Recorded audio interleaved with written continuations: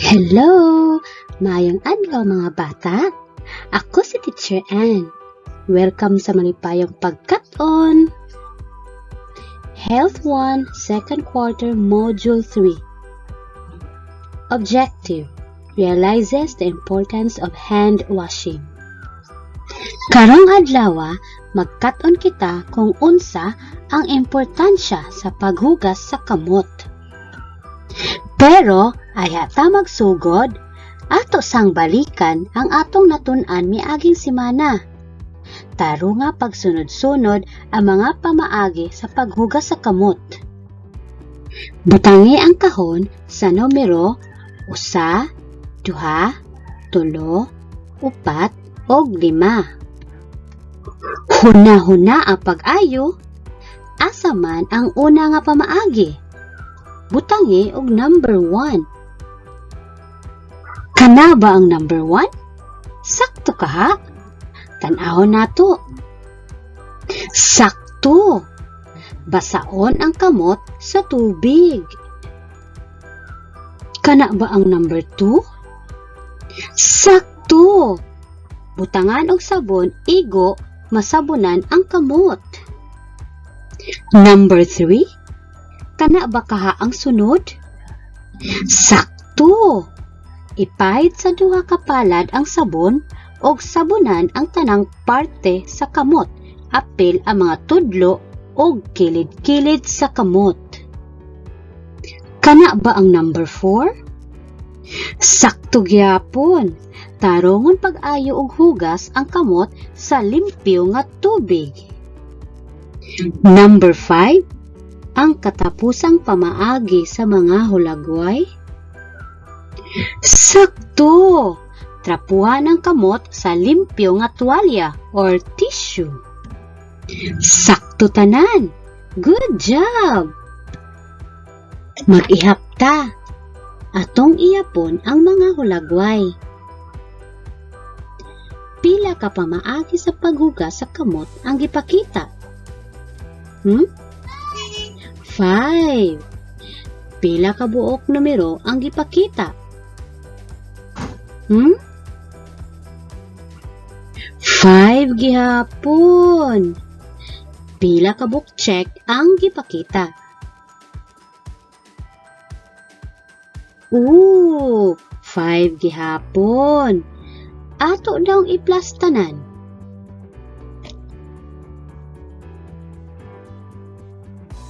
5 plus 5 plus 5 equals laman 15. Very good. 15 kabuok hulagway tanan. Wow! Very good kaayo mo. Kabalo na jud mo mag-ihap. Pero, na ako'y pangutana. Mga bata, importante ba ang pagpanghugas sa kamot? Ngano man? Unsa kaha may tabo sa ato kung dili ta manghugas sa kamot ba?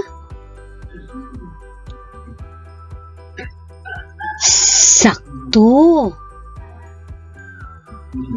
Para limpyo kini kanunay. Para iwas sa COVID-19. Mga bata, na ako istorya. Gusto mo maminaw? Pero, maminaw sa ta sa kanta o sabayan nato ni. Andam na ba mo? Tara! Kamot na hugasan ta, dapat na tarungon ta, mga hugaw matangtang, limpyo ta sa kanunay. Tara na, maghugas ta, tara na, kamot na hugasan ta. Good vibes! Okay, magbasa na si teacher story. Maminaw kay teacher ha. Ang bata nga si Nonoy. Si Nonoy, usa ka bata nga ganahan kaayo magdula sa silong, kauban sa iyang mga amigo. Kasagaran, ang iyang mga kuko mapuno sa yuta. Usa ni ana kahapon samtang siya gadula, miabot ang iyang papa nga nagdala og pan. Lipay kaayo si Nonoy pagkakita sa iyang papa nga nagdala og pan. Kay gigutom siya. Gignan siya sa iyang mama nga manghugas una sa iyang mga kamot adiser mukaon. Apan wala siya naminaw. Mikaon dayon siya nga walay panghinaw. Sa makadaghan gibuhat ni Nonoy, ang dili paghugas sa kamot adiser mukaon. Usa ni anang adlaw, misakit ang tiyan ni Nonoy. Gidala siya sa iyang mama sa klinik o giyatagan si Nonoy sa doktor og para purga. Pagkahuman niya inom sa tambal nga para purga, nalibang si Nonoy og migawas ang daghang bitok. Mao kini ang naitabo kay Nonoy. Mga pangutana. Unsa ang ngalan sa bata? Kinsa ang mga kauban ni Nonoy sa istorya? Asa man nahanay ang pamilya ni Nonoy nga naa man siya'y mama o papa? Unsay ganahan ni Nonoy buhaton? Unsay gidala sa iya papa? Nikaon ba siya? Limpyo ba iyang kuko? Nangugas ba siya sa iyang kamot adiser ni kaon? Asa gidala si Nonoy sa iyang mama? Unsa may gihatag ni doktor kay Nonoy? Unsa man ang nigawas paghuman libang ni Nonoy? Kung ikaw si Nonoy, unsa imong buhaton sa dili pamukaon? Unsa hinungdan nganong nisakit man ang tiyan ni Nonoy? Unsay epekto sa dili niya paghugas sa kamot? Mga bata, ang dili paghugas sa kamot sa insaktong pamaagi mo resulta og sakit. Mao kini ang mahitabo kung dili ka manghinaw kanunay sa imuhang kamot. Una, makakuha ka og sakit sama sa sipon, ubo, hilanat, sakit sa tiyan o diarrhea, COVID-19 ug uban pa. Kaduha, mahimo nga ikaw bitukon sama kay Nonoy. Ikatulo, ang hugaw gikan sa imuhang kamot mutapot sa imuhang pagkaon. Kung aduna ka internet connection, lantawang isa ka video nga nagpakita sa kaimportante sa paghugas og kamot og maaplikar nimo kini matag adlaw. Naara ang link sa ubos. Karon, pagkuha og lapis og tubaga ang inyong answer sheets sa mape, health. Tubaga ang naa sa buhatak ini. Sa panahon nga ikaw mukaon, asa ang imong angay nga buhaton?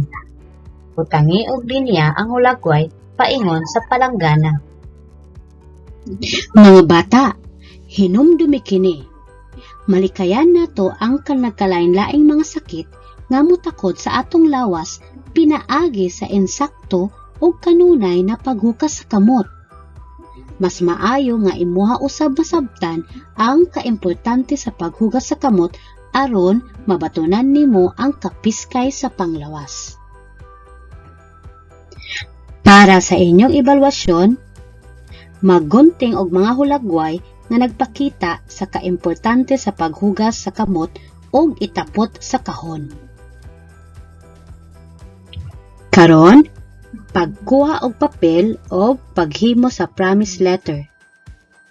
Ako si Imong ngalan, nagsaad nga manghugas pag-ayo sa akong kamot. Ipapirma dayon imong mama or papa. Og isulat pod ang pizza kung kanus-a sila nagpirma. This is Mary Ann Isyamit, a grade 1 teacher of Bonbon Elementary School. Thank you. Bye-bye. Hand hygiene has the power to save lives and stop the spread of infections. Proper hand hygiene not only protects yourself, but also those you come in contact with.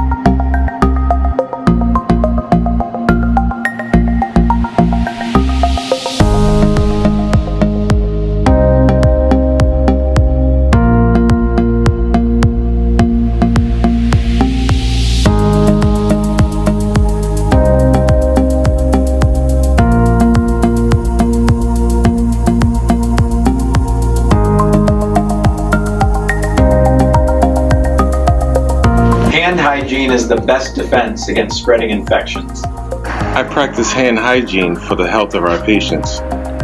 I help promote hand hygiene because I care. Hand hygiene is everyone's responsibility. Please do your part to protect our patients.